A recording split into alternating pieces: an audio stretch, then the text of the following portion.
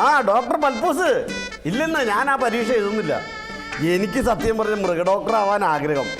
എന്താന്നോ, അതായത് മൃഗങ്ങളാകുമ്പോൾ അതുങ്ങളെ കുത്തുവയ്ക്കുകയോ മരുന്ന് മാറി കൊടുക്കുകയോ ചെയ്താൽ പരാതി പറയില്ലല്ലോ. അതെ, ഇവിടെ ഇത്തിരി തിരക്കുണ്ടിട്ടാ. ആ കുറച്ച് കഴിഞ്ഞ് വിളിക്കാം. Okay okay okay.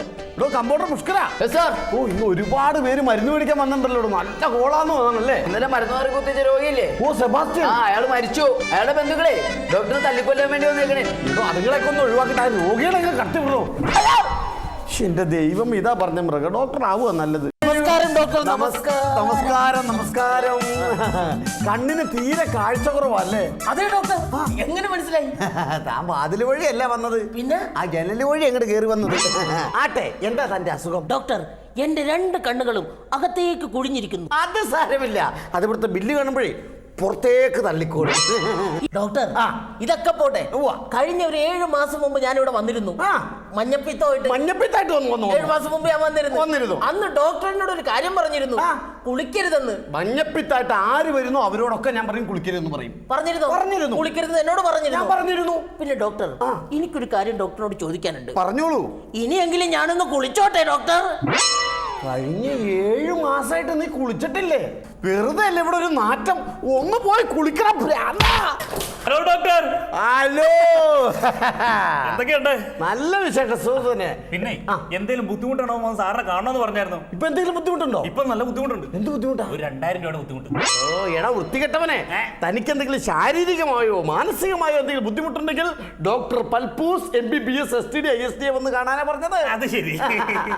ആട്ടെ, തന്നോട് ഞാൻ എന്നും വന്ന് കാണാൻ പറഞ്ഞിട്ടുണ്ടായിരുന്നില്ലേ? ഞാൻ എന്നും വന്ന് കാണുന്നുണ്ടല്ലോ. താൻ എന്നെ എന്നും വന്ന് കാണാറില്ല. സാറിന് ഞാൻ ദിവസം വന്ന് കാണുന്നുണ്ട്. എന്നെ താൻ ഇവിടെ വന്നു എന്നും കാണാറില്ല. ഞാൻ ഇവിടെ വന്ന് കാണുന്നില്ലെന്നേ ഉള്ളൂ. പിന്നെ സാർ ആ ജനല് കണ്ടോ? ആ കണ്ടു. ആ ജനലിൽ കൂടെ ഞാൻ എന്നും വന്ന് പാത്ത് നിന്ന് സാറിനെ കണ്ടിട്ടാ പോണത്, അറിയാം.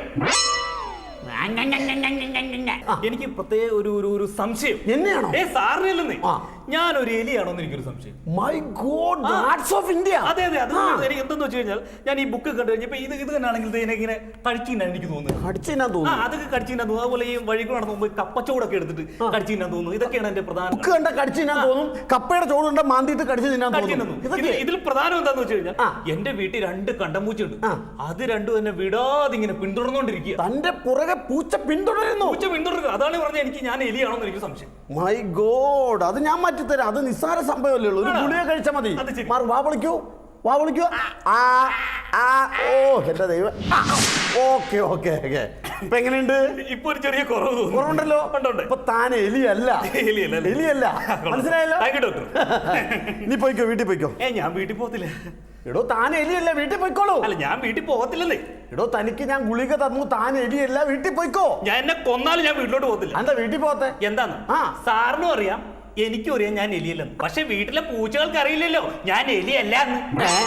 എടോ, കൈയുടെ വേദന എങ്ങനെയുണ്ട്? ഇതുവരെ കുറഞ്ഞിട്ടില്ല ഡോക്ടറെ. കുറഞ്ഞിട്ടില്ലേ? ഇല്ല. എടോ, അതിനല്ലേ ഞാൻ എന്റെ മെഡിക്കൽ സ്റ്റോറിൽ നിന്ന് 500 രൂപയുടെ മരുന്ന് ഞാൻ തനിക്ക് തന്നു വിട്ടത്. താൻ അത് കഴിച്ചോ? കഴിച്ചില്ല. പിന്നെ ഞാനതാ നേരെ കൊണ്ട തെങ്ങിൻ ചോട്ടിലിട്ട്. തെങ്ങിന്റെ ചോട്ടി കളഞ്ഞു?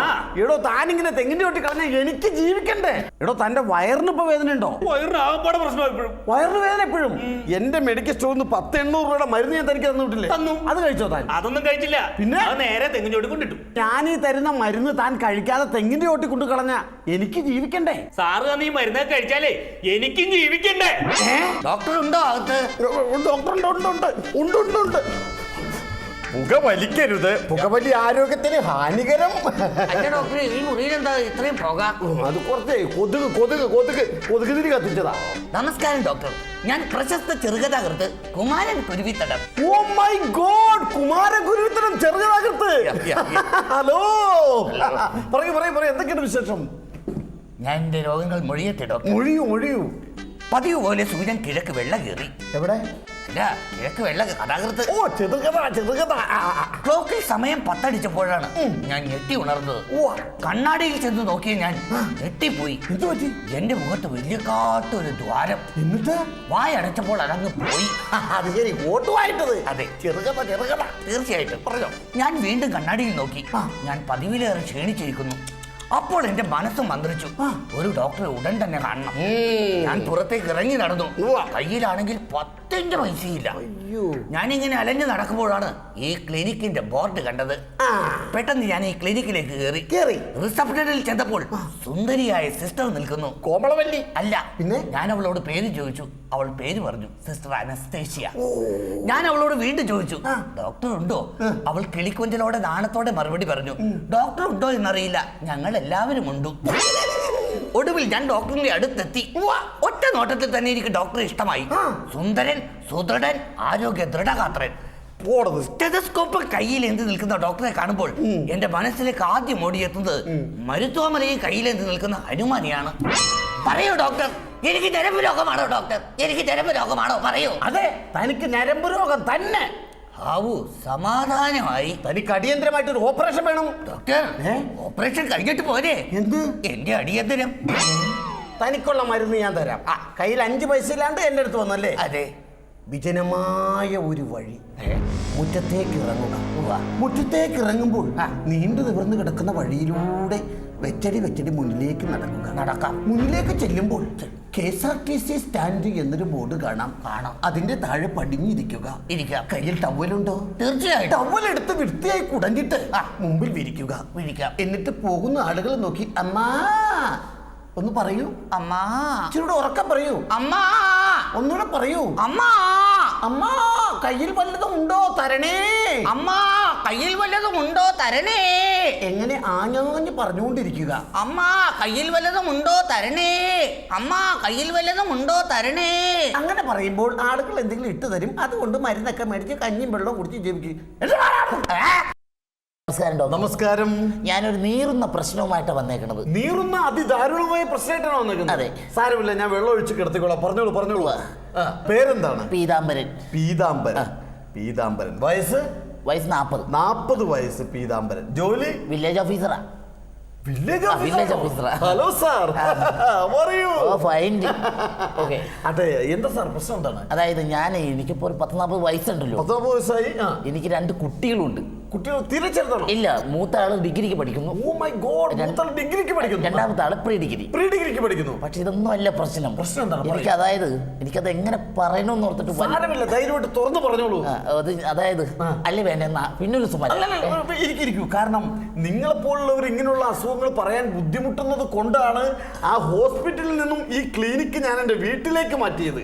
കാരണം ഇവിടെ ആകുമ്പോൾ ഒരു വീടിന്റെ അന്തരീക്ഷമൊക്കെ ഉള്ളൂ. കൂടി വന്ന ഭാര്യ മാത്രമേ ഉള്ളൂ.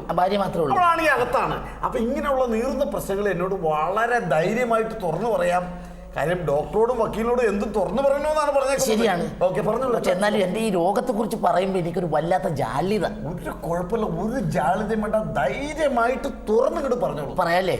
കുഴപ്പമില്ലായിരിക്കും അല്ലേ? ധൈര്യമായിട്ട് പറഞ്ഞു. ഇവിടെ ആരുമില്ല, വൈഫുള്ള, അത് കുഴപ്പമില്ല, ധൈര്യമായിട്ട് പറഞ്ഞു. അപ്പൊ സാറേ, എനിക്കെന്ന് വെച്ചിട്ടുണ്ടെങ്കിൽ ഞാൻ ഈ ജോലിയൊക്കെ കഴിഞ്ഞ് വീട്ടിൽ വന്ന് ഒന്ന് കുളിച്ച് ഫ്രഷായി ഒരല്പം ഭക്ഷണമൊക്കെ കഴിച്ചിട്ട് കിടന്ന് ഉറങ്ങിക്കഴിഞ്ഞാൽ ഒരു 12 മണിയൊക്കെ ആകുമ്പോഴുണ്ടല്ലേ, 12 മണിയാകുമ്പോൾ ഒരു 12 മണിയാകുമ്പോ എനിക്കൊരു എനിക്ക് എങ്ങനെ പറയണെന്ന് പ്ലീസ്. പീതാംബരൻ വില്ലേജ് ഓഫീസറാണ്. നിങ്ങളൊന്നും സാധാരണക്കാരെ പോലെ താഴെ ഭയങ്കര ജാള്യത. സാറല്ലേ നിങ്ങള്? അപ്പൊ നിങ്ങൾ അങ്ങനെ താഴെ പറയൂ, എന്താ അസുഖം? ഒരു 12 മണിയൊക്കെ ആകുമ്പോണ്ടല്ലേ, 12 മണിയാകുമ്പോൾ ഞാൻ ഈ കിടക്കപ്പായി കിടന്ന് മൂത്രം ഒഴിക്കണ ഒരു ചെറിയ വീക്ക്നെസ് ഉണ്ട് എനിക്ക്. കിടന്നു മുള്ളും. 45 വയസ്സ്, 2 കുട്ടികളുടെ പിതാവ് ആണേ. അത് വില്ലേജ് ഓഫീസർ. അതെ. കിടക്കപ്പായ കിടന്ന് മുള്ളും. കിടന്ന മുള്ളി. എനിക്ക് നാണാവല്ലോ കിടന്ന് മൂത്രം വയ്ക്കാൻ. ആണുങ്ങളുടെ വില കളയാൻ നടക്കണ്. ഒന്നല്ലേ 40-45 വയസ്സില്ലേ, വൃത്തികെട്ടവൻ. ഞങ്ങളിപ്പോൾ ആണുങ്ങളുടെ വില കളയാനായിട്ട് ഇങ്ങനെ കിടക്കപ്പായി കിടന്ന് മൂത്രം ഒഴിക്കുക. മിണ്ടരുത്. ഇങ്ങനെ കിടക്കപ്പായി കിടന്ന് മുള്ള കിടക്കപ്പായ കിടന്ന് മൂത്രം ഒഴിക്കാന്ന് പറഞ്ഞാൽ നിന്നോട് ഞാൻ പല പ്രാവശ്യം പറഞ്ഞിട്ടുണ്ട്, ഞാൻ രോഗികളുമായിട്ട് സംസാരിച്ചിരിക്കുമ്പോ ഇതുപോലെ തുണിയിലക്കാൻ എന്റെ മുമ്പിൽ കൂടി പോകരുതെന്ന്. ഓ, ഞാൻ തുണിയും കൊണ്ട് പോയതാ കുറ്റം. ചേട്ടാ ഇത് കേക്ക്. ഇയാള് വലിയ ഡോക്ടറാ. Doctor Palpoos MBBS STD ISD നാട്ടുകാരുടെയൊക്കെ വലിയ പേരാ. കെട്ടിക്കാൻ പ്രായമായ 3 മക്കളും ഉണ്ട്. ഇതാണോ പ്രശ്നം? ഇതൊന്നും അല്ല ചേട്ടാ. രാത്രി 10-11 മണിയാകുമ്പളേ ഇയാള് പായി കിടന്ന് മൂത്രം ഒഴിക്കുന്നു.